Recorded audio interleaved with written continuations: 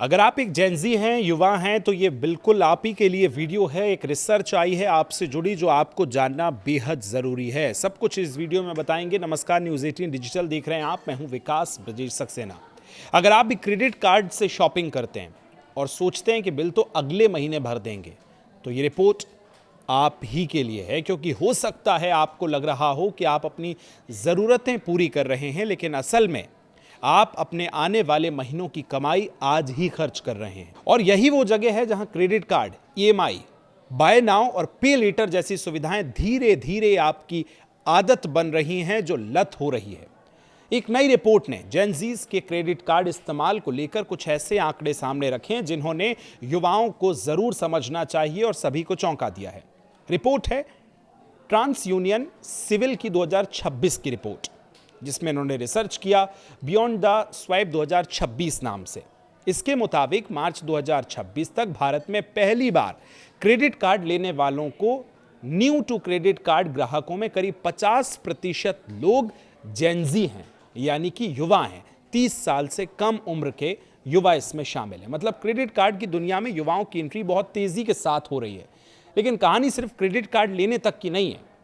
Report बताती है कि पहली क्रेडिट कार्ड मिलने के शुरुआती महीनों में करीब 28% जेनजी कार्ड होल्डर्स के कार्ड पर 25,000 रुपये या उससे ज्यादा का बैलेंस था। और सबसे बड़ा सवाल यह कि इसके बाद क्या होता है। रिपोर्ट के मुताबिक करीब 69% जेनजीज यूजर्स ऐसे हैं जिन्होंने पहला क्रेडिट कार्ड लेने के 12 महीने के भीतर कम से कम एक और अनसिक्योर क्रेडिट प्रोडक्ट जो है वो लिया है, और इसके बाद इन पर किश्तों का बोझ बढ़ने लगा। यानी पहले क्रेडिट कार्ड, फिर दूसरा क्रेडिट प्रोडक्ट और फिर ईएमआई, और उसके बाद इस ईएमआई को चुकाने के लिए यूथ जेनजीज पर्सनल लोन लेते हैं। कई मामलों में एक साथ कई जगहों पर रीपेमेंट की जिम्मेदारी उनके कंधों पर बढ़ जाती है। इससे उनका मेंटल स्ट्रेस बढ़ने लगता है। अब यहां बात समझना बहुत जरूरी है कि क्रेडिट कार्ड अपने आप में कोई गलत चीज नहीं है। अगर आप हर महीने पूरा बिल समय पर चुका देते हैं, तो खर्च तो नियंत्रित रखते हैं और अपनी क्षमता के हिसाब से इस्तेमाल करते हैं, तो क्रेडिट कार्ड आपकी फाइनेंशियल लाइफ में यूजफुल हो सकता है। समस्या तब शुरू होती है जब क्रेडिट लिमिट को हम अपनी कमाई समझने लगते हैं।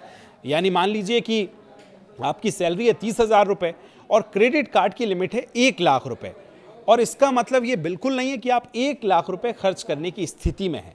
लेकिन इसी भ्रम का शिकार जेनजी होता है और वो 1,00,000 रुपये खर्च कर देता है। आपकी क्रेडिट लिमिट आपकी सैलरी नहीं है, ये आपको समझना होगा। वो बैंक की तरफ से आपको दी गई उधार लेने की क्षमता है। लेकिन क्रेडिट कार्ड का सबसे बड़ा साइकोलॉजिकल ट्रैप यही होता है। आपको सामान खरीदते समय तुरंत अपनी जेब से पैसा निकालते हुए दिखाई वो नहीं देता है कि आपने 5,000 रुपये का फोन खरीदा, 3,000 रुपये की शॉपिंग की, 7,000 रुपये का रेस्टोरेंट और इंटरटेनमेंट में खर्च कर दिया, और हर बार लगता है कि अभी तो पैसे देने नहीं पड़ रहे हैं। लेकिन महीने के अंत में ये सारे छोटे छोटे खर्च मिलकर बड़ा बिल बन जाते हैं। और फिर आता है दूसरा ट्रैप, यानी मिनिमम ड्यू पेमेंट।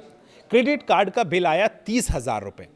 आपने देखा कि मिनिमम ड्यू सिर्फ 1,500 या 2,000 रुपये है। आपने सोचा अभी इतना भर देते हैं, बाकी अगले महीनों में देखा जाएगा। और यहीं आपको सावधान होने की जरूरत है, क्योंकि अगर पूरा आउटस्टैंडिंग समय पर नहीं आप बिल चुकाते हैं, तो बाकी रकम पर इंटरेस्ट शुरू हो जाता है, जो एक गेम है जिसका आप शिकार हो रहे हैं, और दूसरे एप्लीकेबल चार्जेस इस पर बढ़ते जाते हैं। यानी जो रकम आज छोटी आपको लग रही होती है, उसे चुकाने में ज्यादा समय और बहुत ज्यादा पैसा लगता है। और फिर अगले महीने खर्च, नया खर्च, पुराने बिल का कुछ हिस्सा, फिर ईएमआई, और धीरे धीरे आपकी सैलरी आने से पहले ही उसका एक बड़ा हिस्सा बुक हो जाता है। यही वजह है कि आपको सिर्फ ये नहीं देखना चाहिए कि आपकी क्रेडिट कार्ड की लिमिट कितनी है, बल्कि ये देखना चाहिए कि हर महीने आप अपनी जेब से वास्तव में कितना चुकाने के लिए सक्षम हैं। अब इससे एक और चीज जुड़ गई है, बाय नाउ पे लेटर। कई सारे ऐप्स पे आप देखते होंगे, कोई भी चीज आप लेने जाते हैं तो सिर्फ आप उसको पहले खरीद सकते हैं, यानी बाय नाउ तुरंत खरीद सकते हैं। पे लेटर यानी बाद में आप पैसा देते रहें, ईएमआईज बनवा लें, इस तरह के कई ऑप्शन आ गए हैं। BNPL यानी बाय नाउ पे लेटर का मतलब है कि सामान अभी खरीदिए और भुगतान बाद में करिए, किश्तों में। सुनने में बहुत आसान लगता है और फैंसी भी, लेकिन 3,000 रुपए की चीज़ आज आपने खरीद ली, वो बाद में भुगतान करते करते आपको 9,000 रुपए की पड़ती है। लेकिन अगर ऐसी छोटी छोटी आपको परचेजेस एक साथ हो जाती हैं तो महीने में आपकी इनकम का एक बहुत बड़ा हिस्सा ये ले लेती हैं। अलग अलग रीपेमेंट्स में इनका जा सकता है।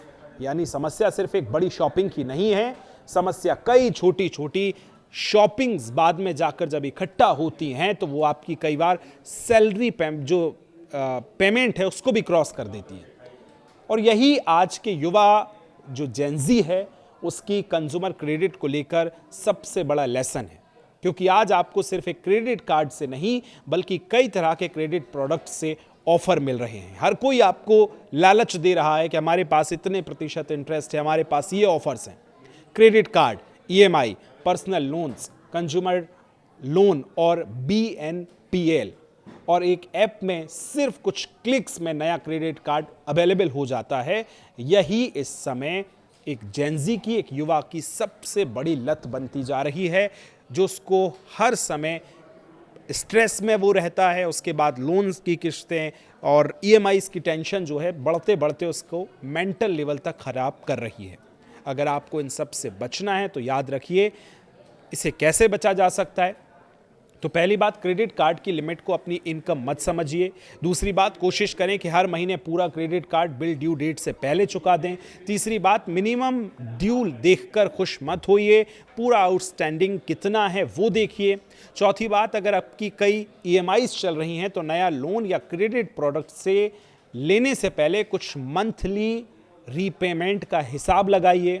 पांचवी बात, कैशबैक, रिवॉर्ड पॉइंट्स या डिस्काउंट के चक्कर में इस तरह की चीज़ें मत खरीदिए जिसकी आपको ज़रूरत नहीं है, क्योंकि 500 रुपये का कैशबैक कमाना और 5,000 रुपये का अनावश्यक खर्च आपको फ़ायदा नहीं बल्कि नुकसान ही देता है।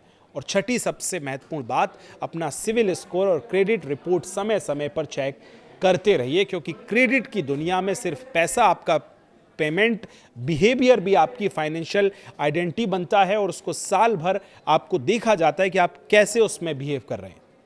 तो इसी ट्रैप से आपको बचना है जो इस समय सबसे ज़्यादा यूथ, सबसे ज़्यादा जेनजीज को परेशान कर रहा है।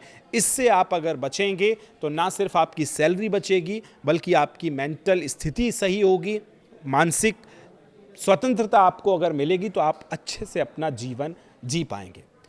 ये जो रिपोर्ट हमने दिखाई, ये जो केसेस दिखाए कैसे ट्रैप होता है, इससे आप कितना इत्तेफाक रखते हैं कमेंट करके ज़रूर बताइए। और इस तरह की जो नए नए ट्रैप्स चल रहे हैं क्रेडिट कार्ड को लेकर, बाय नाउ पे लेटर को लेकर, उस पर आप क्या सोचते हैं कमेंट करके ज़रूर बताइए। यहाँ तक अगर वीडियो देख लिया है उसके लिए शुक्रिया।